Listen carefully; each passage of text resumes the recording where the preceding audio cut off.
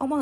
តែសួរអ្នកលក់ថាអ្នកលក់មានទូទឹកកកខាងក្រោមអត់អូយសំណួរហ្នឹងគឺច្រើនខ្លាំងមែនទែនអញ្ចឹងខ្ញុំគិតថាក្រុមហ៊ុនថ្ងៃណាមួយនឹងគេនឹងផលិតចេញនៅទូទឹកកកខាងក្រោមនេះជាមិនខានទេពួកអីតិជនសួរច្រើនណាស់ចា2025ហើយបងណាចា LG គឺបានផលិតចេញមកទូទឹកកកយ៉ាងស្រស់ស្អាតខ្លាំងមែនទែនជាមួយនឹងការកកខាងក្រោមអញ្ចឹងបង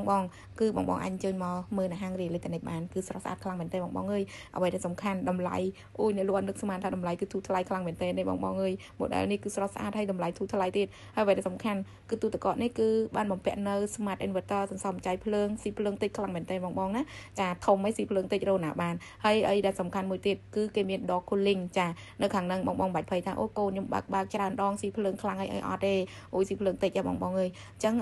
ខាងក្នុងនោះគឺធំទូលាយល្អខ្លាំងមែនទែនបងអើយបងអញ្ចឹងបងចាប់អារម្មណ៍បងអញជួយមកហាង Real Electronic បានណាហើយកុំភ្លេចសួររក